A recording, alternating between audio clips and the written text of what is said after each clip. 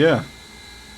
I've officially lost it. What started as making number 16 ended up becoming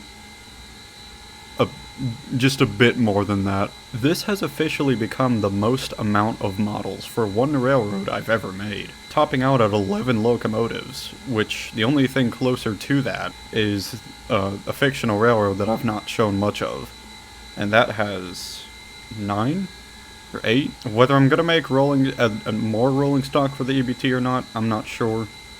I feel like if I'm gonna make the green versions of the caboose and the excursion liveries for the engines, I may as well make a coach or two, but I only have a diagram for one coach. For now, it's just gonna be like this. The reason so many of these were made is because I did not yet realize until I was about halfway into making number 16 how similar all of these locomotives are, if not damn near identical all these locomotives are, because they all ride on the same frame. So when I realized that, when I looked at them and when I was told as well, immediately I wanted to make the rest of them. And after I made the large Mikado, after I made number 16 specifically, I went to 17 and then I did 18.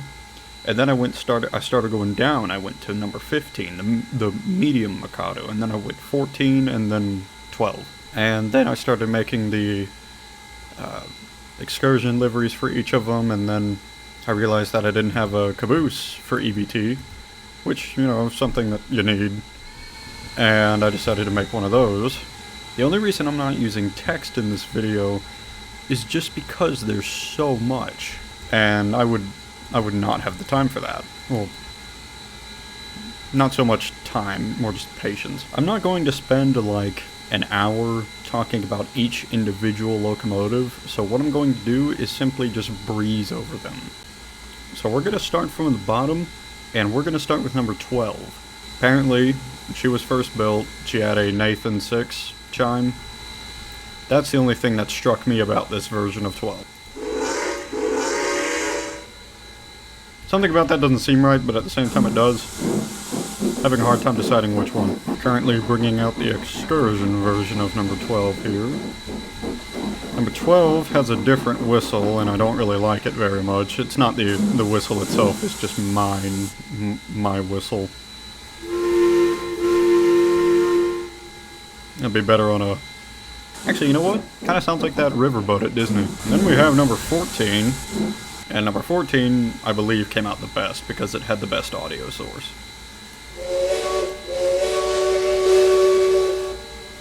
Then we have the excursion version of number 14. Forgot to move the other one forward.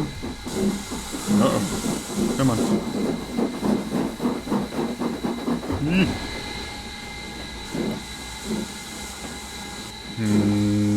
Nailed it. Oh, that's perfect. So this is the excursion version of 14, which has the flags up front. Let me know if 12 is supposed to have those flags, because if it does, I will put them on there. Number 14 has toggleable markers around here. I don't really see 14 wearing them much, from the photos I saw at least. Then we have number 15, which is currently my favorite of the EBT. I think 15 is my favorite because of the headlight. What do you mean I'm biased towards turn-of-the-century headlights? And here is the whistle. Then we get the fat asses. Starting with number 16. Southern valve gear is actually pretty fun to animate. It's really easy. Very simplistic. Comes together nicely. I'm not biased towards the Southern Railway either. Be quiet. I don't know what you're talking about. And this one is the 2023 restoration. It's just shiny, that's all. I mean, that's literally it, that's the only difference. Oh, and the tender has a welded side rather than rivets. Now the whistle on 16, I really don't like it at all. I'm still waiting for, you know, more people to make videos on 16, on the real 16, so I can just snag the recordings from that. But for now I have to make do with one of them. And I cannot put it into words how much I dislike it. Then we get number 17, aka the tinnitus locomotive.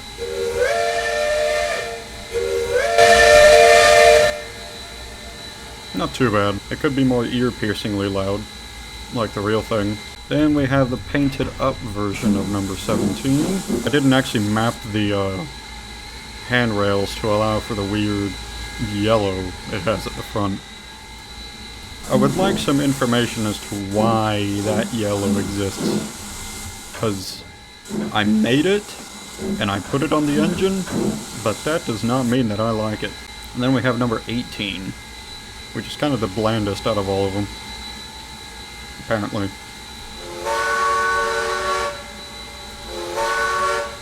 Not a bad whistle, though. That one came out nice. And then we get the cabooses at the back of the caboose, whatever you want to call it.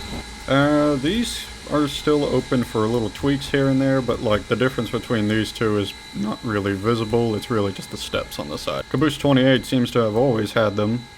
Could be wrong though. And if I am, then I'll just make another variant of this one with, you know, that paint. I am aware that the logo might be just a smidge too big. I feel like it is, that's just me. I also know that that's not the right text font, but I do not have the right text font. So I guess for now, there we have it, the East Broad top. This was a crazy, crazy undertaking. It lasted for a real long while, but I'm happy with what I got. But wait!